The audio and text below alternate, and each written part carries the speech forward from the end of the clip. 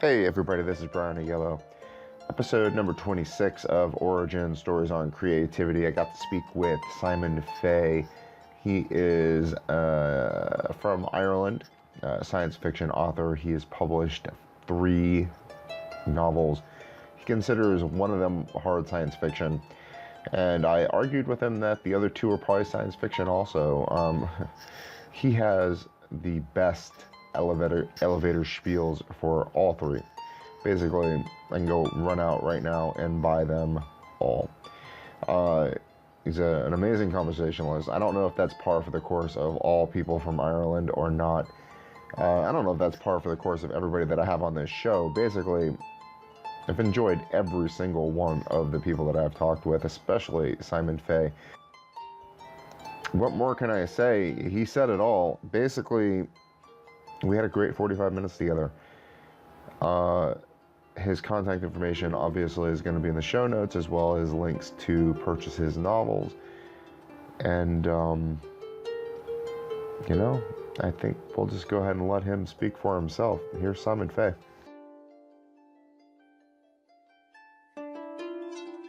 Do you think it's fair to the rest of the world that you come from Ireland, which is basically like the home of every single novelist who's ever born in the history of the world? And you've got such a pedigree.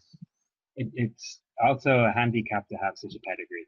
Those are the guys I'm up against by being here. Right. Well, maybe. I mean, I was just you tweeted out an article today, and I was just looking at it. It was saying that Ireland is not very famous for its science fiction writers, but then you drop this name, Samuel Beckett, and I was like, oh, dude, he's known for more of not really science fiction, but Endgame and Waiting for Godot. They take place in these kind of dystopian worlds, and like that's kind of science fiction-y, right?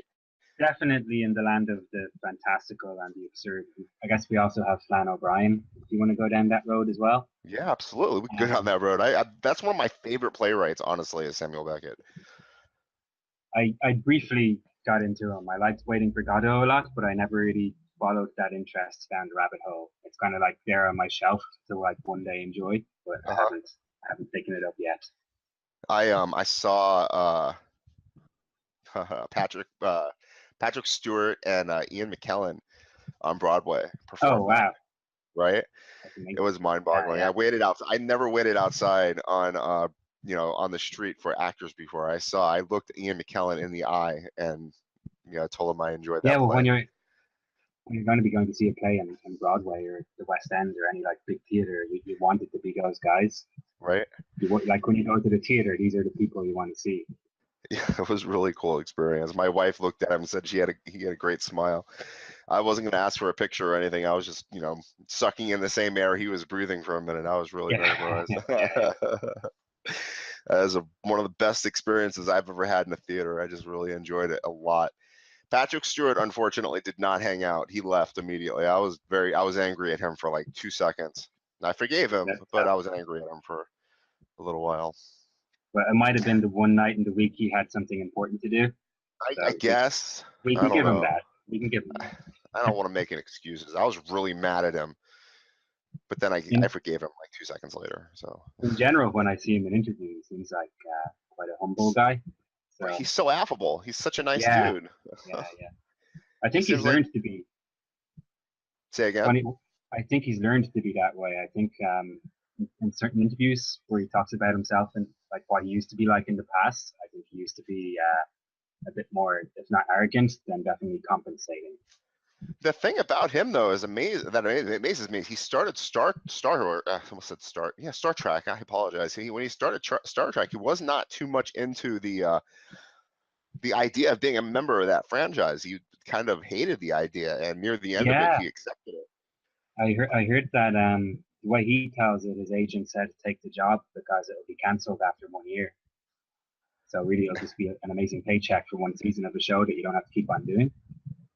And now he's in the stratosphere as far as being an actor. It's just, you never know, right? I mean, he went from nobody to... I don't even know if that show just wouldn't have taken off the way it did if it wasn't for him.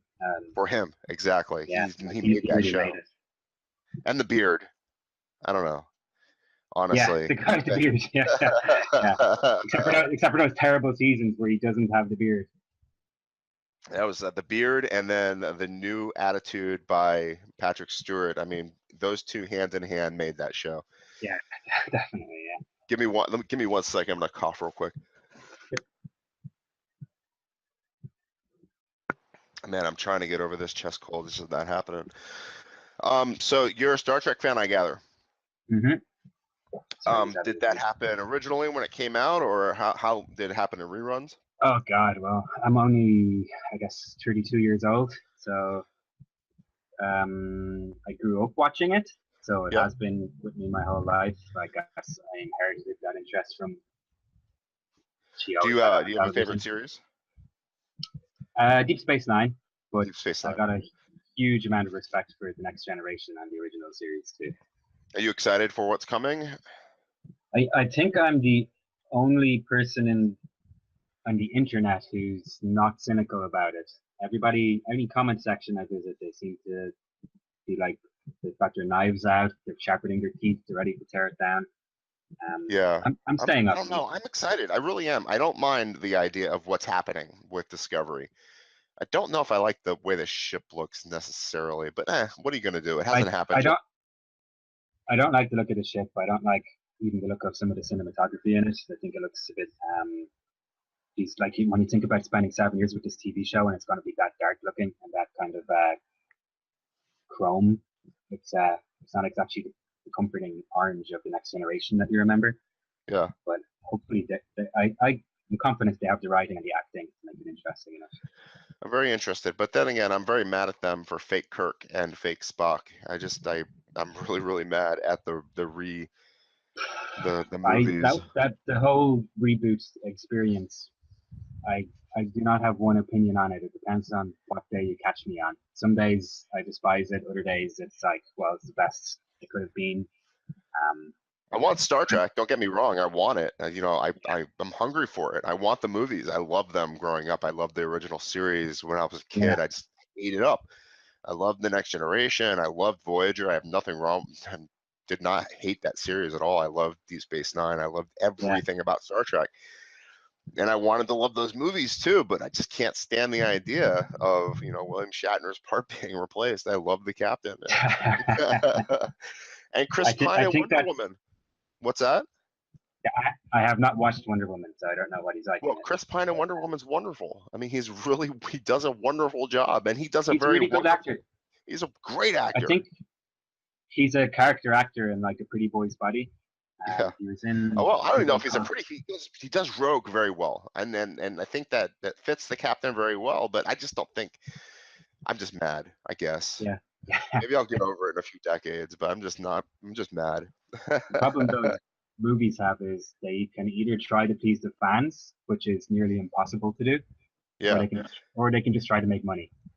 And I think they're just doing a cash grab, honestly. Yeah.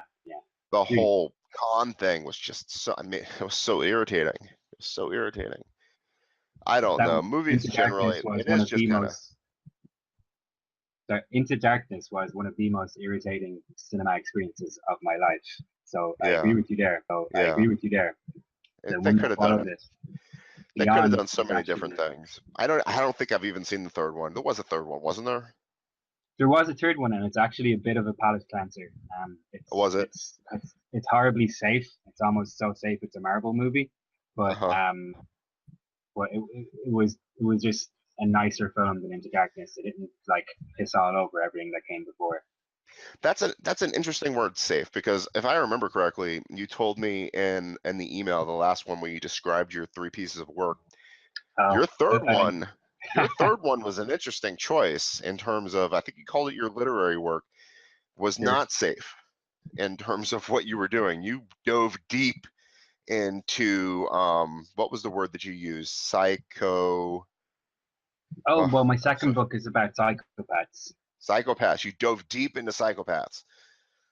Yeah, but I think that in terms of the commercial world, I think psychopaths are usually a safe bet. In terms of getting books published and movies made, there's a huge amount of interest in the popular culture with characters like Hannibal and even the rebirth of Hannibal in the TV show. excuse me, was Hannibal a psychopath? I would say Hannibal was a psychopath. Yeah, if you want to go, so psychopath is a very kind of loosely defined mental disorder, which you know some psychologists wouldn't even recognize as an actual disorder. But if you take it at its most, if you take the most basic definition for it, it's someone who lacks empathy to obviously a debilitating and dangerous degree, Hmm. and who traditionally might have a bent towards violence or antisocial behavior. But I guess as it becomes more of a conversation, it doesn't necessarily have to be a violent person anymore. A lot of them are just people who work in the workplace and who are, you could meet someone in your office, or if you're a postman, there could be one working in like on your route or whatever, and they just might be a horrible person with absolutely no respect for other people. I've heard they make really great managers, really great CEOs, really great people on Wall Street, just people who don't care. There was a book that I stumbled across in my research of psychopaths called The Wisdom of Psychopaths. And it was very much all along that theme you're talking about now. Like, if there's psychopaths in our society, maybe it's actually they've been selected through evolution, or they've survived through evolution. And this is an advantageous quality to have. And that in certain professions, it's a good thing to have. Where do you think it comes from evolutionarily? Where do I think it comes from? Yeah. Like if you're thinking Um, about like 70,000 years of cultural history in terms of humans, where do you think that particular genome has derived from? Do you think it, I mean, it has well, to, if you're talking pure selection, as yeah, I understand it, um, most of it is driven towards passing your genes along at whatever cost. at whatever cost. Okay, that's And interesting. psychopaths obviously would be able to tackle issues with less concern for the cost, or whether that's the social cost of doing something, maybe making enemies, or maybe it's like dealing with your enemies and being able to take care of them faster and more efficiently if you had to deal with something like a conscience, or if you're worried about the social impact of what you were doing. Huh, that's fantastic. Now I'm starting to think about raiding tribes, one village against another one, and then taking the woman at the lake type situation, not worried Yeah, about her screaming. Yeah, yeah. Or Vikings, they had a particular branch of warriors called the Berserkers, yeah. who a lot of people would say, well, those were the psychopaths in the group, and they were rewarded for it. They were given this job to be the most vicious, horrible Vikings you could possibly be, and you know they get first dibs on whatever they find, essentially. So, what was your premise in your novel? Oh, it's way more boring than Vikings. Mine was I liked the idea of a psychopath in the workplace, Oh, okay. um, just in a really kind of a kind of average day basis, not the Hannibal Lecters of the world, more the kind of, you have this horrible boss or horrible work colleague and how are they going to screw up your life kind of way.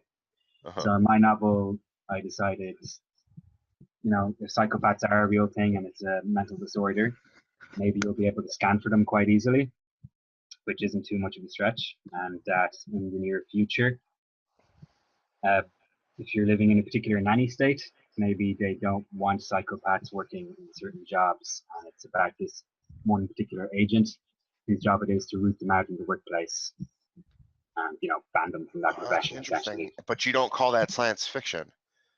Oh, I would call it science fiction myself, but I think I would have a difficult time selling it to a sci-fi publisher because it's a bit too based in the contemporary world and a bit too. I don't like the term literary fiction, but if someone was to pick it up and read it, they probably lump it in with that category. Would you call yourself a speculative writer? I would call myself a science fiction writer. My my archive of books to date don't necessarily show that off as my main strength, but it's something I aim to build on in the next few years. Just recently, I looked up the definition of speculative writer. I'm on Twitter a lot lately, last year or so, and I get a lot Mm-hmm. of information off there. A lot of people. I mean, it's like a classroom of just really fantastic professionals, and the term just, has Yeah, been brandied about. And speculative writing is, fantasy, thrillers, military fiction, science fiction. It's just people who are writing these genres, and they just kind of, it umbrellas everything. And yeah. what you're talking about kind of makes me think that, you fall into that branch too, speculative fiction. Well, I think as far as I'm concerned, and as far as my interests in genres go, it's kind of a marketing ploy, not in terms of a marketing department coming up with it, just in terms of I don't think marketers are very good at creating new audiences. They kind of take advantage of audiences that are already there. So when they find out somebody likes Margaret Atwood, for example, that same person who likes Margaret Atwood might like shirk at the idea of science fiction.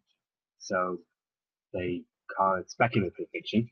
And then all of a sudden it becomes very palatable to market. And there's this whole audience there who like Margaret Atwood books. You can call it speculative fiction. And they say, well, if you like that, then you'll also like this speculative fiction novel. And just Well, kind of, I agree, but I make it smaller. I say that Margaret Atwood is this, and they try to make all books fit into whatever they call Margaret Atwood. yeah, Yeah, I'd agree. you know what I mean? So it's not speculative fiction. It's you put Margaret Atwood's whatever she is underneath the umbrella of speculative fiction, but whatever Margaret Atwood is, and I think she's what um, dystopian fantasy or something along those lines. She fits under the Yeah. umbrella of fantasy, and fantasy fits under the umbrella of speculative fiction. But you're So right; it is really, a marketing thing. It is totally a marketing. it's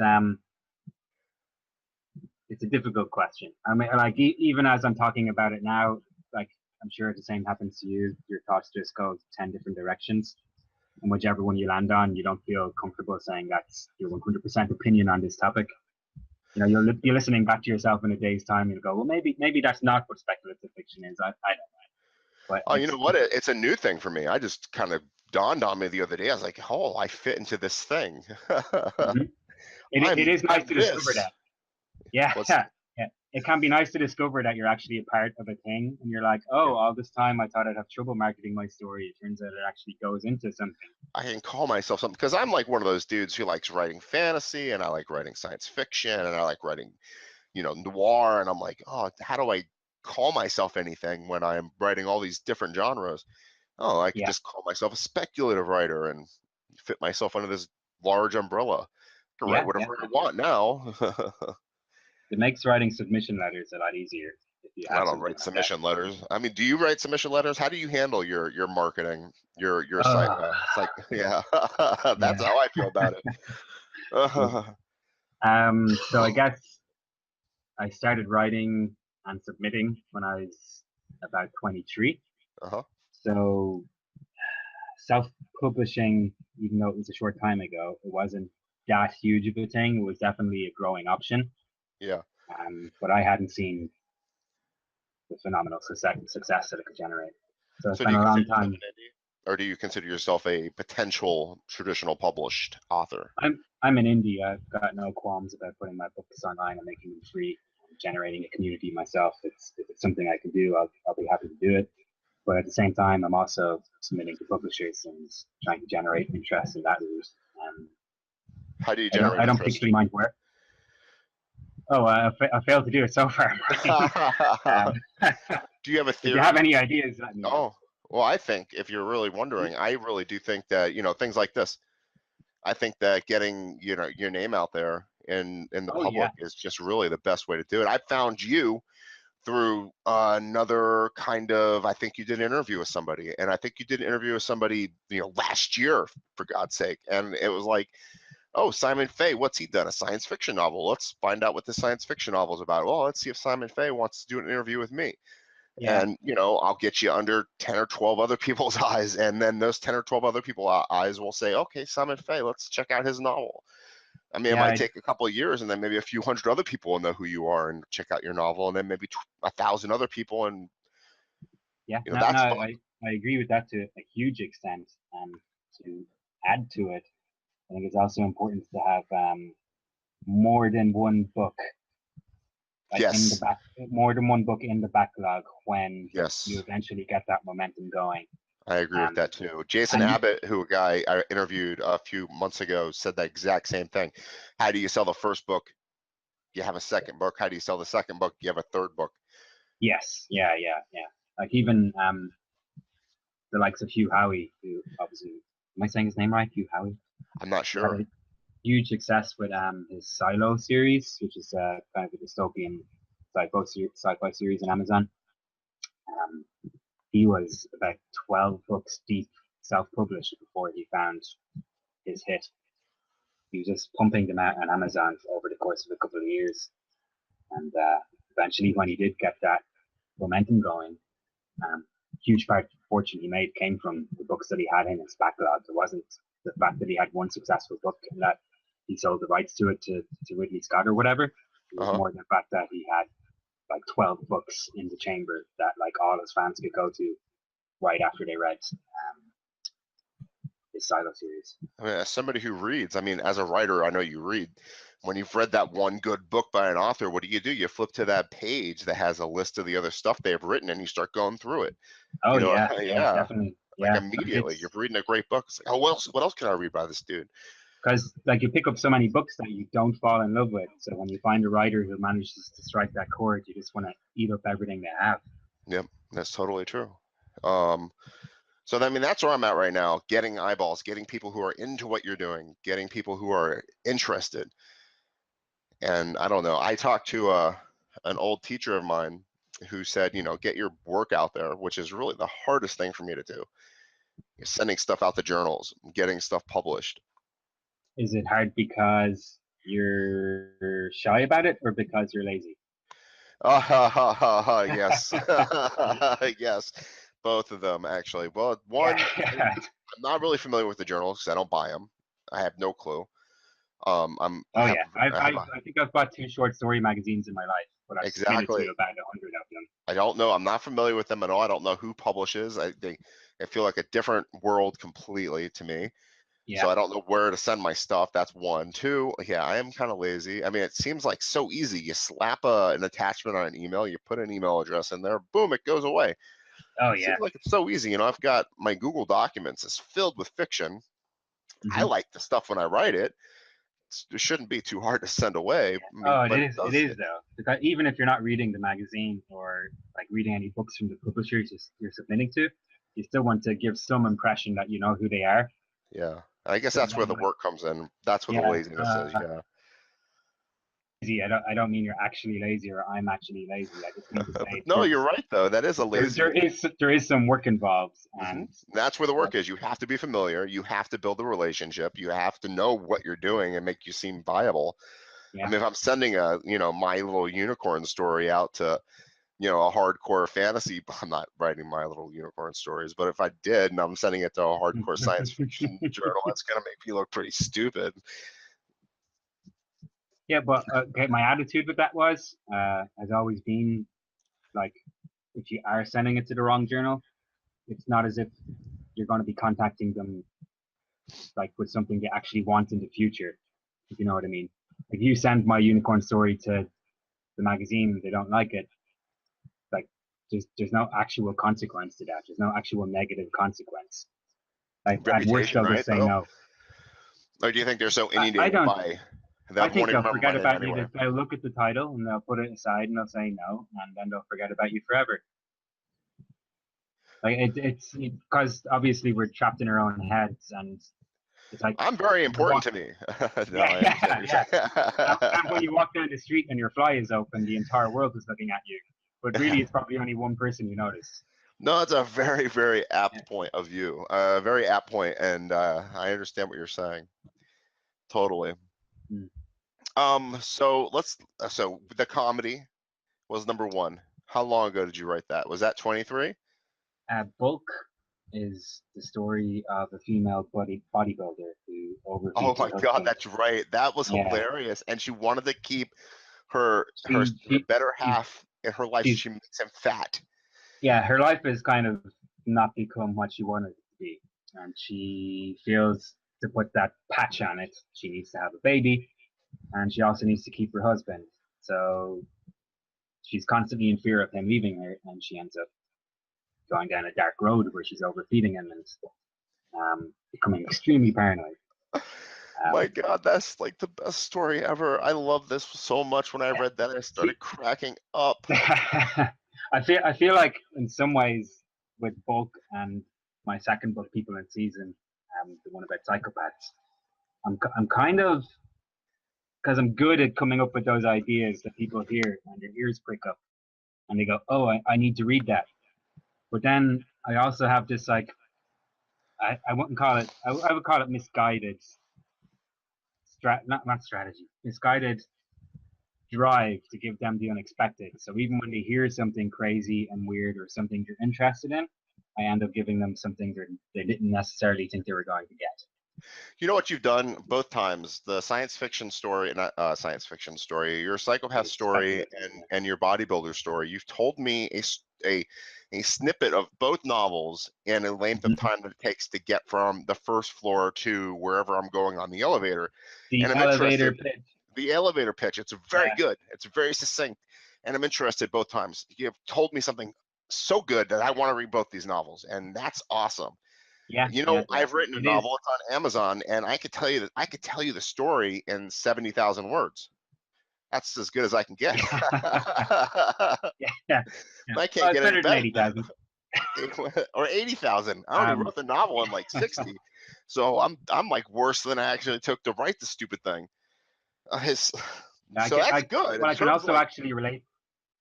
I can actually relate to that as well with my third novel, Icon Violet. I find it extremely difficult to sort of Icon relax of down. Violet. Is that the name of it? Yeah, It's beautiful. that's the name It's of a it. wonderful title. Thank you. But I have no idea how to explain it to you. It's got What is that robots in it. It's got, It it's got robots in it. it is. Yeah, it's got robots in it. It's hard science fiction. They share a mind. They get split apart. One goes hunting for the other after they get split apart. It's it's a good science fiction idea, but I find it hard to squeeze in the human element into it in that elevator pitch. Does it have a human element? Yeah, well, I guess the human element in the story is the robot discovering, if you want to call it, the humanity in itself while it's hunting for its other half.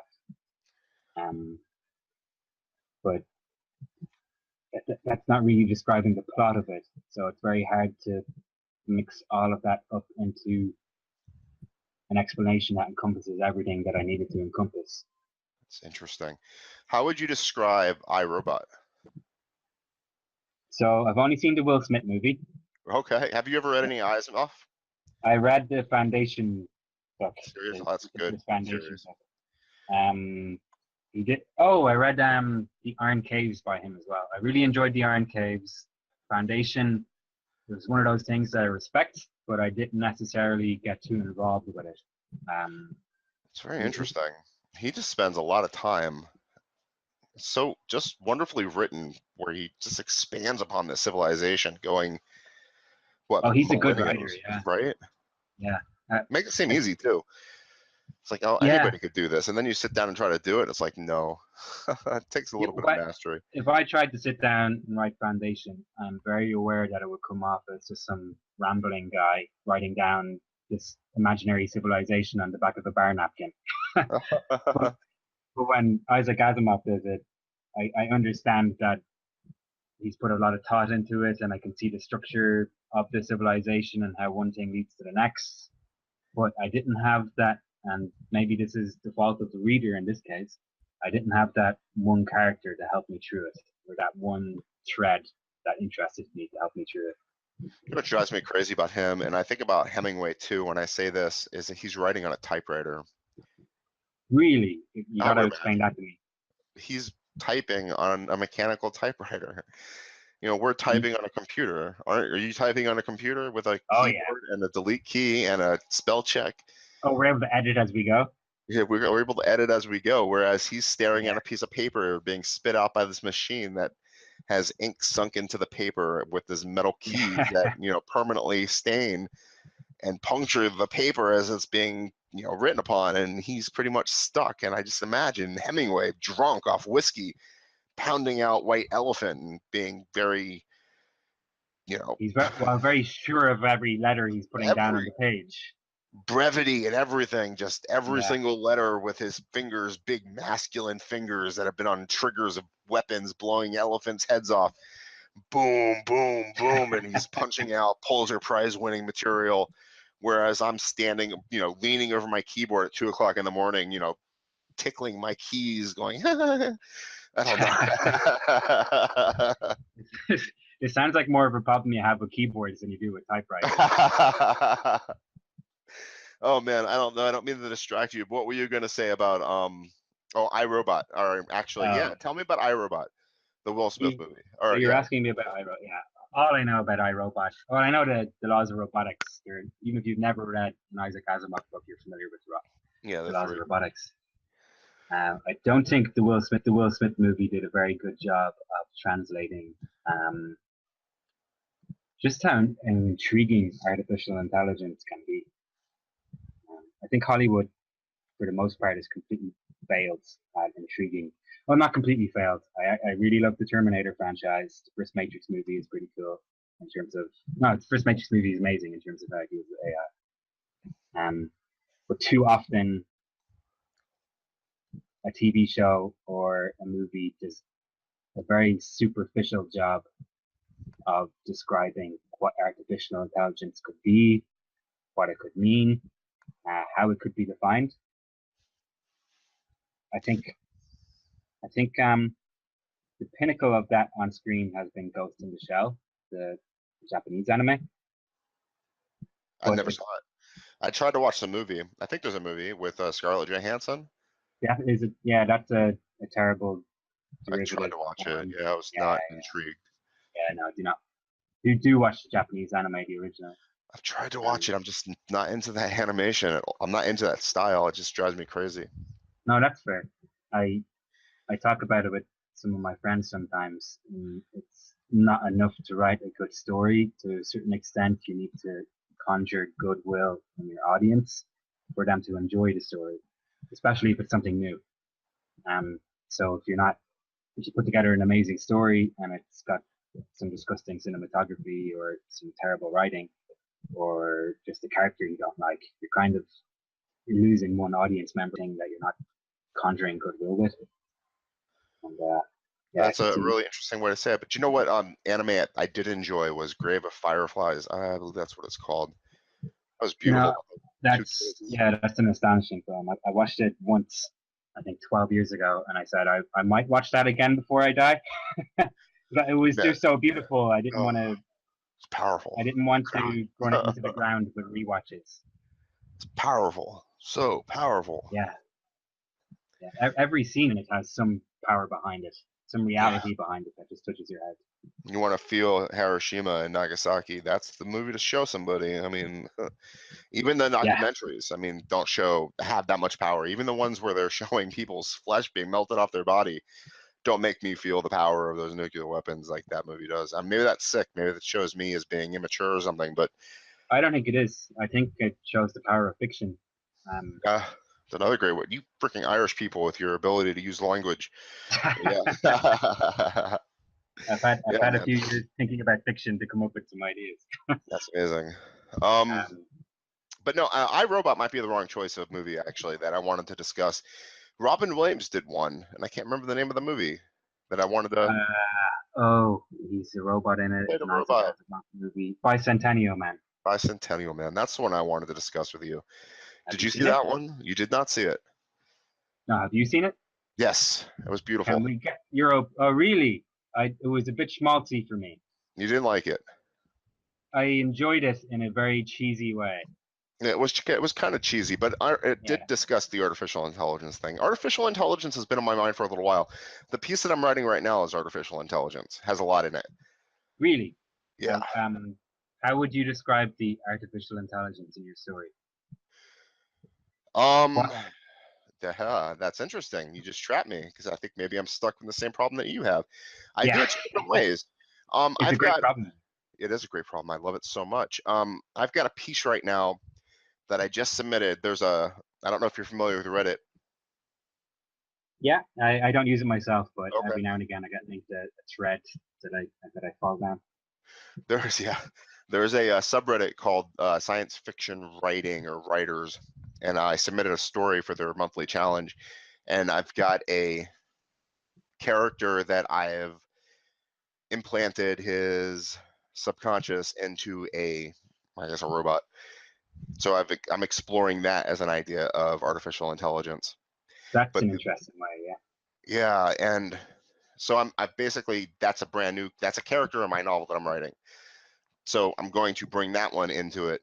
It's new, I thought of just recently. So to begin the novel, though, I've had this 1 million-year-old or possibly older tech that kills this entire species that started on When a it computer. kills when it kills the entire species, has it reached sentience, or has it It been doing? started sentient. It started with the spark of Oh, okay. artificial intelligence. His creator kind of turns him on, and he has this kind of boom, I am moment, and his creator kind of, plugs him into whatever the internet's called, and it just starts learning and learning and learning and pulling power, and nothing can Hmm. kind of stop it because it can flow from terminal to terminal, and it begins to take over everything. And while it's taking over everything, it basically just pulls power, and it's killing, and life doesn't mean anything to him because it can create everything on its own. And basically, when the story starts, it's millions of years old. It's as big as a planet. It's, put a Dyson sphere around the sun. It's Hmm. old and alone and can't kill itself. I mean, basically, it's self-perpetuating. But So, from what you've described so far, what interests me about the story is that artificial intelligence, who obviously came from a place of having no experience with humanity, who was just born into the cyber world, I guess. And then you have this other character that you described that's had his mind copied into a robot. So he's approaching this other artificial intelligence that's being born into the world from a human paradigm, because I assume he has all his memories of being human. yes, And then I guess at some stage in your story they're going to meet. at the end, yeah. That's that could lead to a very interesting conversation. That's why I'm stuck, honestly. And that's what's Yeah. actually But I don't have an ending at all, but I know they will eventually meet. And there is also another character who's had his body reconstructed with, bionics because of war injuries, and he was at one time 100% human, and now he's got the ability to use his body in different ways. And I have another woman who can reconstruct genomes, and there are 4 characters that end up meeting, or 5 characters end up meeting. I've got these other 2 characters that have been reconstructed completely from scratch, from they're human and animal. It's an interesting novel. I can't wait to finish it. Actually, I really want to finish it badly so I can work on something else. It's driving me crazy. oh, that's the halfway point for any novel for me. Right? Okay. What are you working on When right now? not as much as I'd like to be, but I am writing my next science fiction novel. Um, it's kind of it's kind of the science fiction future that we all see in television and movies, except from the homeless guy's perspective. What was the last part? I'm sorry, I had a cough. It's that future world that we see in movies and on TV, except told from the homeless guy's perspectives. Um, so yes, it might be a utopia or close to a utopia. It might have some dystopia elements, but there's no hero in the story. There's no rags to riches. It's just because it's the future, it doesn't mean that your life is going to be good. What's And interesting to me so, about that is that, the housing crisis created so many homeless people, and they're all living under bridges and in tent cities.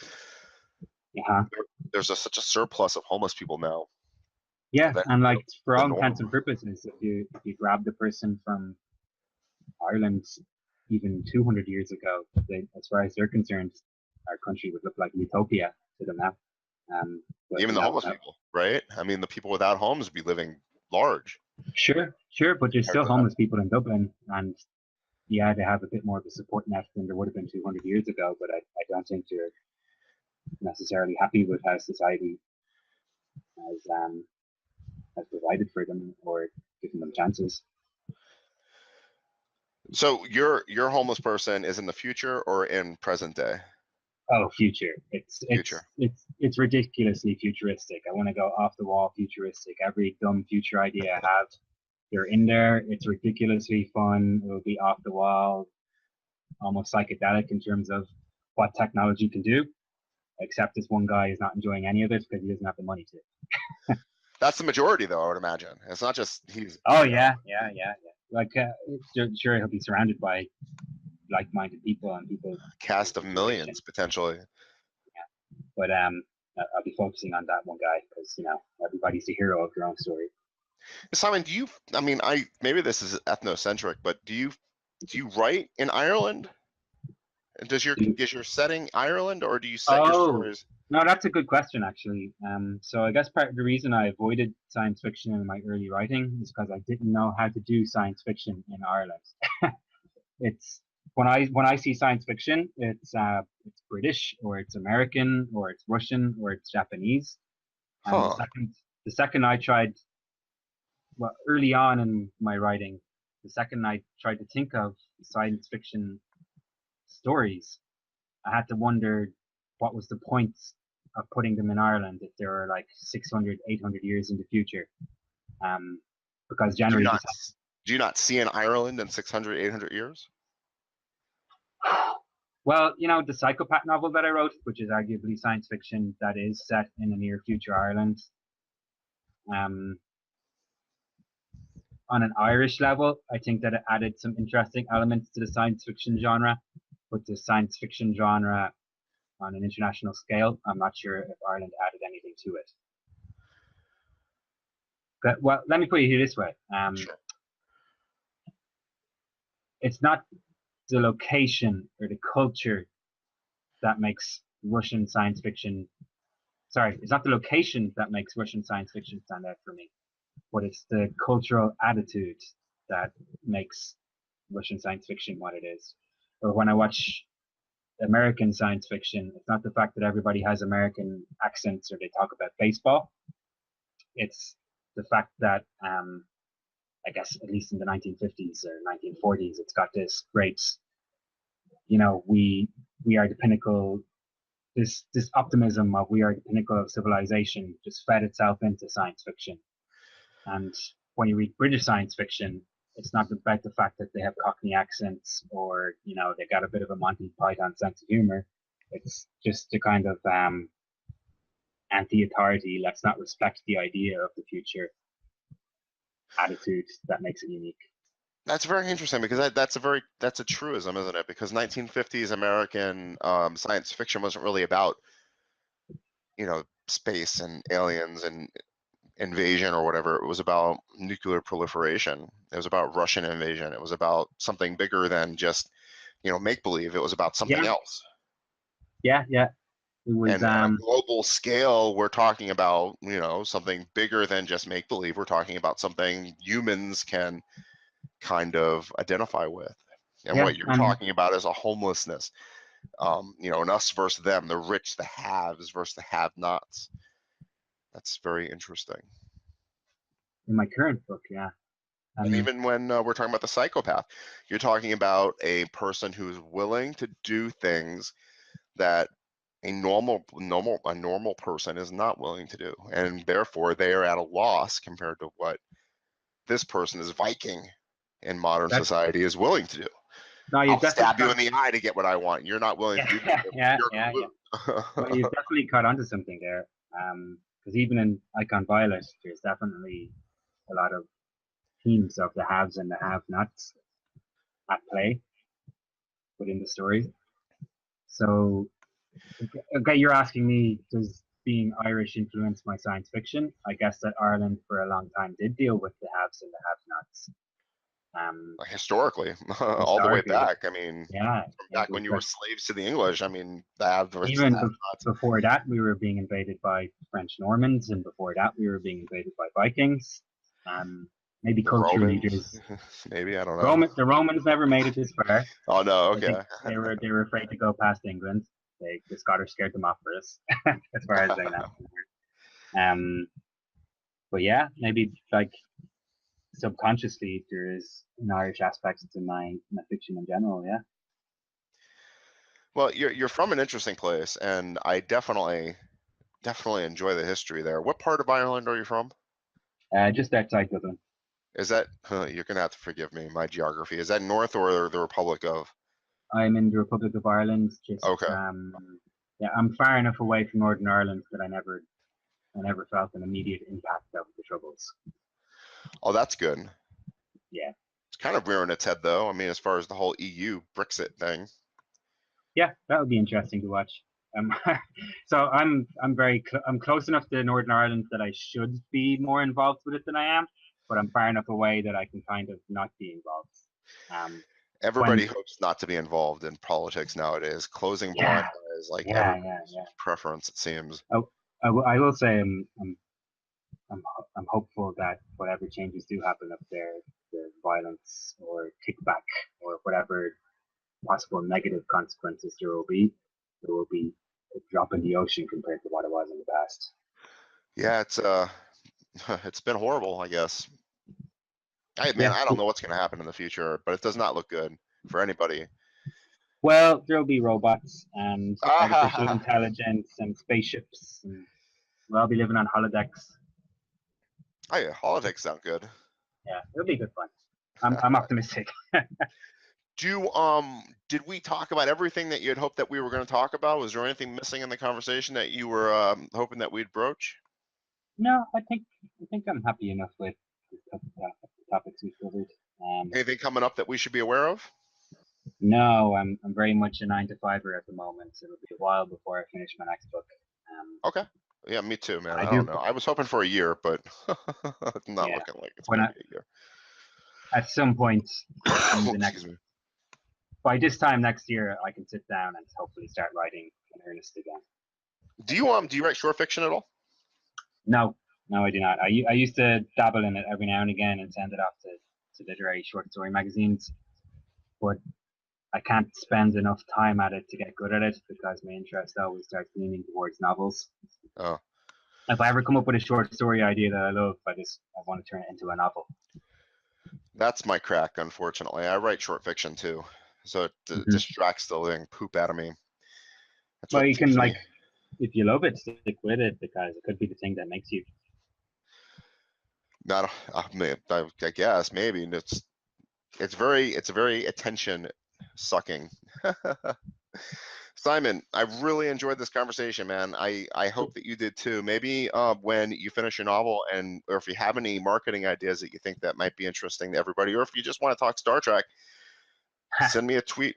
We'll hang out for another hour. Well, I know you don't have a very active Goodreads profile, but if you ever join the website, feel free to add me. I'll Plenty of definitely add opportunity. you, and I don't do as much on Goodreads as I probably should. I read a novel, and it's like, okay, I'll read the next one, and then I forget to do anything with it. Yeah, yeah, yeah. But shoot me some suggestions. If you read, actually, I should just follow you. That's a good idea, Simon. I will definitely follow you on Goodreads. Cool. All right, man. Thank you so much. I'll talk to you soon. All right. Thanks for having me on, Brian. Yeah, man. Bye-bye. And that was Simon Fay. I have Jeremiah Linscott, Marine Sergeant, combat vet, game designer. MMOs are his thing. Started out with EQ. He is designing his own game, actually designing it with a army of people, all volunteer. Nobody's getting paid. Everybody's doing this on their own time. This is take 2 on a conversation that we had technical difficulties with. This guy is impressive. I'm looking forward to getting this conversation out there so the world can experience it. Until then, well, actually, you know what? You could follow me on Twitter at BRYAIELLO. Check out the website. I'm feeling bad, actually. I'm not putting any fiction on there as much as I'd like to anyway. I've got 2 stories on Reddit at the moment being experienced by people on there. Nice science fiction piece and a fantasy one. I'm going to fill up the website, brianyellow.com, with fiction. I'm going to also publish a short fiction collection on Amazon shortly too. Thinking I'm going to get some of my military fiction out. Anyway, that's why I fell asleep last night, thinking about that. You know, doing, thinking, 2 different concepts, 2 different verbs. but we'll have it happen. Until then, thank you so much for listening. I really appreciate it. Subscribe, like, follow, do all those things. Comment, let me know what you think. Critique, tell me what I could do better. All these things are so important. I appreciate you all. Thank you so much for being out there. Soon. Bye-bye.